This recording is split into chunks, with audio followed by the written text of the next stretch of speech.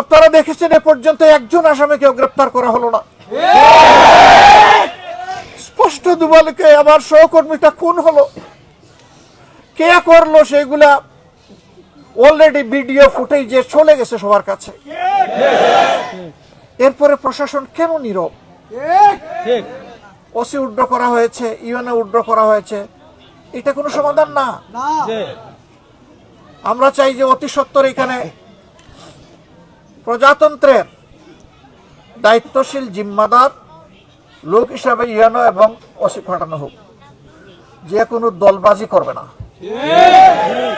আমরা কারো কোনো আনুকূল্য চাই না, আমরা শুধু এতটুকু চাই যে প্রজাতন্ত্রের কর্মচারীরা যার যার জায়গায় তারা অত্যন্ত নিষ্ঠা এবং নিরপেক্ষতার সাথে দায়িত্ব পালন করবেন। আমরা দীর্ঘদিন আমাদের অধিকার থেকে বঞ্চিত ছিলাম, মজলুম ছিলাম, সারা জাতি, শুধু জামাতে ইসলামী না, জামাতে একটু বেশি ছিল, এর সাক্ষী আপনারা, কিন্তু সারা জাতিই তো আমরা মজলুম ছিলাম। সেই জুলুমের হাত থেকে এখন আমরা একটু আলোর পথ দেখছি।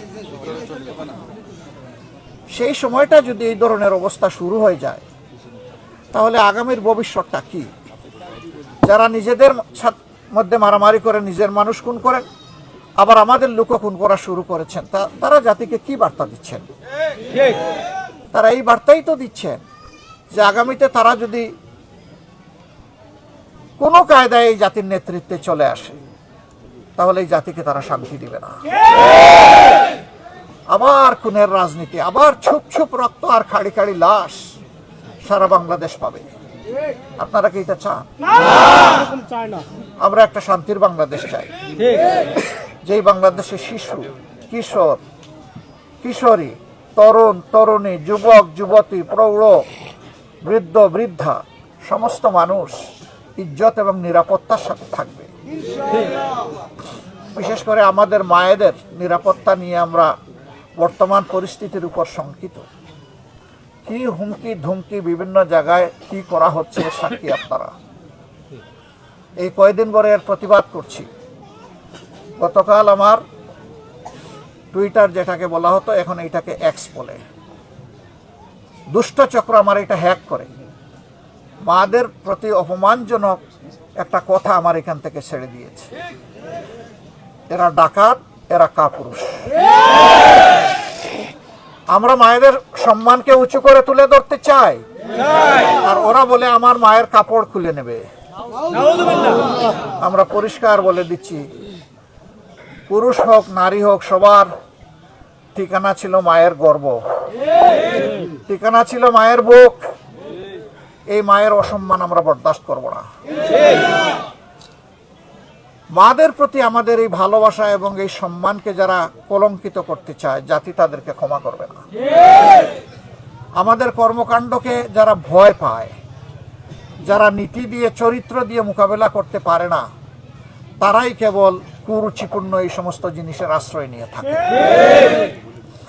দুনিয়ার মানুষকে বোকা ভাববেন না।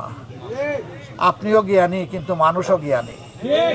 সব মানুষ সব মামলতবাজি, সব ধরনের ধান্দাবাজি ধরে ফেলে, এটা সময় লাগে না।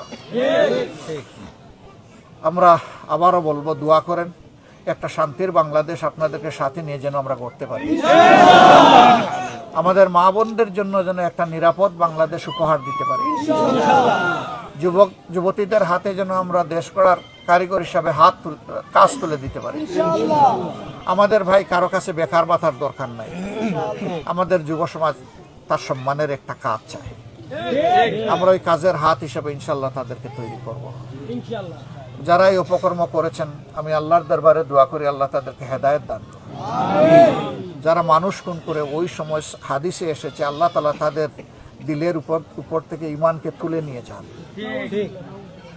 তারা তওবা করুক, আল্লাহ তাদেরকে হেদায়েত দিন, তারা মানুষ হোক, তারা মানুষকে সম্মান করতে শিখুক, কল্যাণের ধারার রাজনীতিতে ফিরে আসুক, পৈশাচিক অমানবিক ধারার রাজনীতি তারা পরিহার করুক। আল্লাহ আমাদের সকলকে এই তৌফিক দান করুন। অনির্ধারিত এই সময়ে আমি বিশ্বাস করি আমার ভাই শহীদ রেজাউল করিম, তার প্রতি আপনাদের ভালোবাসার কারণেই আপনারা এখানে এসেছেন। এবং আমি এটাও বিশ্বাস করি একজন আলেমে দিন ছিলেন, এই ভালোবাসাটা আল্লাহর জন্য। মহান প্রভুর দরবারে দোয়া করি আল্লাহ আপনাদের এই ভালোবাসাকে কবুল করুন।